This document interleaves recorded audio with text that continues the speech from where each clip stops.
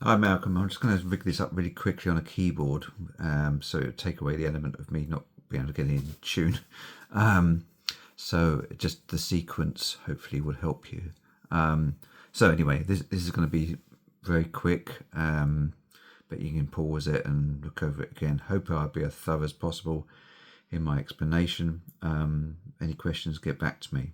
Okay, so obviously you're starting on the A there, and I've got a pitch thing here.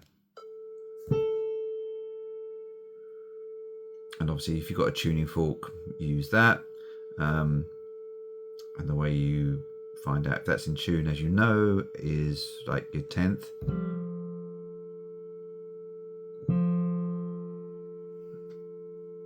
And you compare that to what you got. And they should be beating the same, whether you want them to be beating the same. Okay, so that's your A in tune there. Now your octave. Again, you're listening, is it pure, is it not? You can fiddle about with it as an octave, but again, you can do the 3rd and the 10th.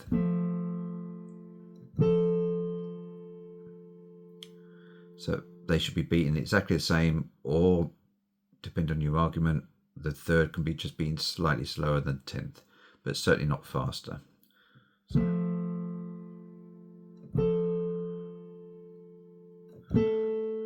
Keep checking with the octave. You do have a double as well, so you've got a 10th down here and a 17th.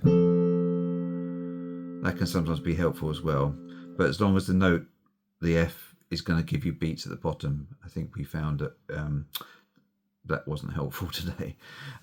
So yeah, that gives you the octave. Now we can do a 3rd. As you know, 7 beats a second is ideal. Get as close as you can to 7 beats that you're happy with, but don't get fixated on if it's exactly 7 or 6.5 or 7.5. So that's good. Now here's where we start to explore getting the white notes in tune. So we go for the D, so that gives you a 4th, and the way to check there for the 4th is in its right position is that the 3rd and the 6th. Okay, so the 6th should be beating faster than the 3rd. I hope you can hear this. I'm going to back up a bit more.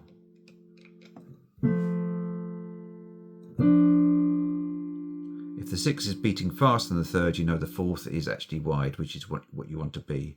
Obviously, you don't want it to be excessively faster than the 3rd. Keep checking the 4th. That's not racing or too pure. And then you've also got this 5th up here. You can check. Again, it's not too pure and not too fast. You can play around with the D until you're happy, and check it, that's not too racy. Okay, then we do the same with the E. You got a 5th, you got a 4th. Again, you don't want either of them to be too pure, so make that slightly narrow, and that's just got a little bit of life in it, ideally, around to 1.5 beats a second. But it's sometimes harder to detect that so clearly. The next interval will be you've got the G, tune that. You now have that 5th because you've done the D, and you can compare it to that 5th. Ideally, you want them beating almost exactly the same as each other.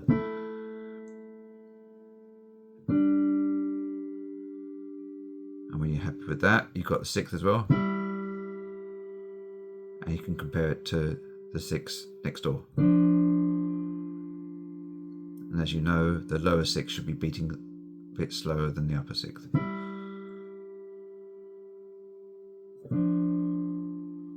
Okay, so that's your G in. Now go to the C, and with the C you've got a 5th, a 4th, and a 3rd. So check your 5th with the neighbour. Is it roughly the same? And you can check the fourth with its neighbour. Is that the same? I mean, we are looking at roughly the same, you know, for those comparisons. You can check the whatever it is, 10.5 beats a second third there. Sometimes you just know if that's going too fast or too slow, and it may give you a clue if the C is in the right place. But the fourth and the fifth hopefully will get you pretty much there. Now we'll go to the B. So we've now got the third with its neighbour. As we said before, the lower third would be being slightly slower than the upper third. And you've also got the fourth. And its neighbour.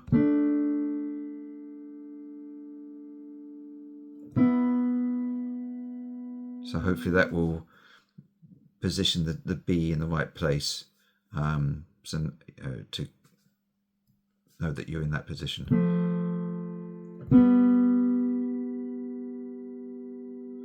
Slower than that one. Okay.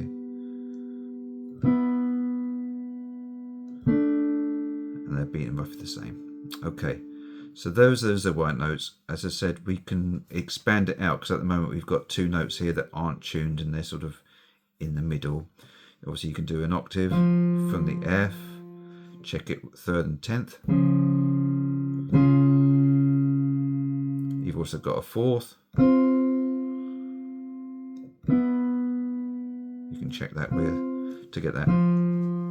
But play around with all these octaves to make sure that you've got that F happily, because if you're going to use that as a reference, you don't want to be just, oh, it's okay, because it's going to muck up other intervals that come later. Again with the G, you've got a third and the 10th. You've also got a fifth.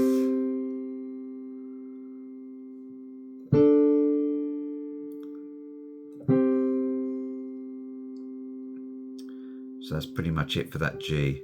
So these may help you. And again, you can go lower as well. So you can perhaps do the E below if you want to expand the scale a bit. So again, third, 10th. And you've also got a fourth and a fifth to see if they are helping you get that E in position. And obviously you can do the D as well. Third and 10th. That will keeping you in. You have a fourth and a fifth, even a sixth if you want it.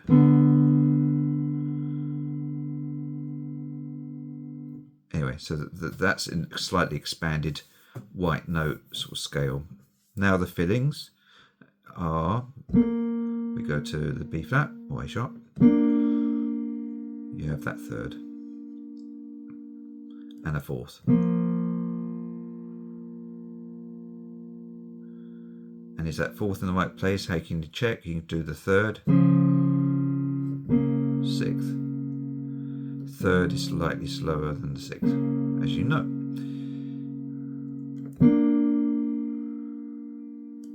The nearest third neighbour is the C to E. So it's going to be a slight step in pace. But you certainly don't want it running as fast or a lot slower. So happy for that one. And now we go down again to the third, to the F sharp. Here's when you've got like intervals start to knit in the middle of other ones. So you've got that third, and now you've got that third. So you can do a run of thirds and see how they sort of move together.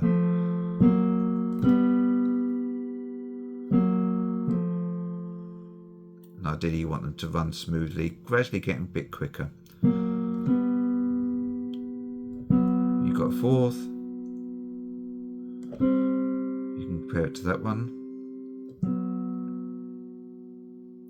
Oh, you've even got a lower third as well if you wanted to, but it's a bit sort of random. But it may help, if that's racing a bit. No, just ignore that one actually. Okay, C sharp, I'll go next. Now you've got a fifth.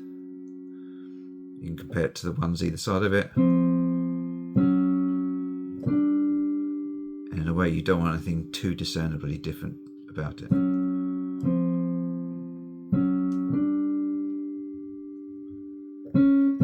And you've also got, going back to the fundamental note, the A, you've got a third there.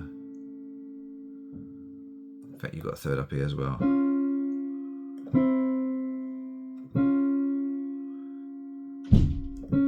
So try and pin that down. Even a sixth. Sorry, I forgot that one.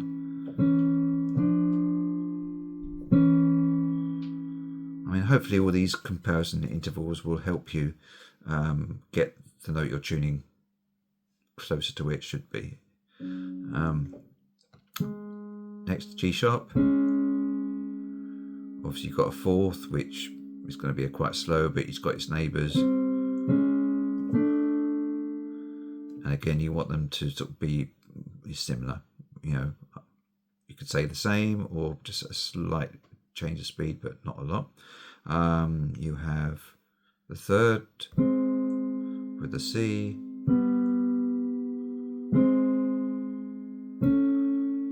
So again, you start to look at that sort of run of thirds, and hopefully they're just nicely moving slightly faster to each other.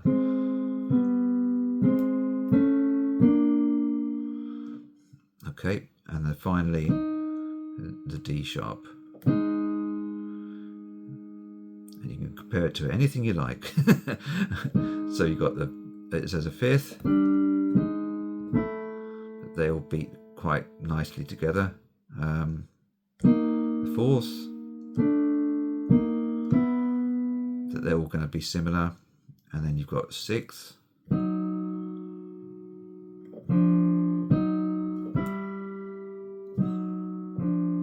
that they start running slightly faster as they go up, and obviously the third as well.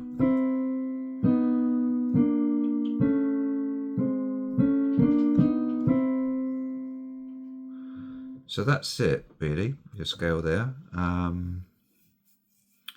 I hope that helps. Trying to think of other things. There are other random intervals you can throw in there to check, but hopefully that will help you pin down certainly the main temperament in the middle, the F to E, but also give you the scope to expand it out slightly, and that'll help you build the rest of the piano.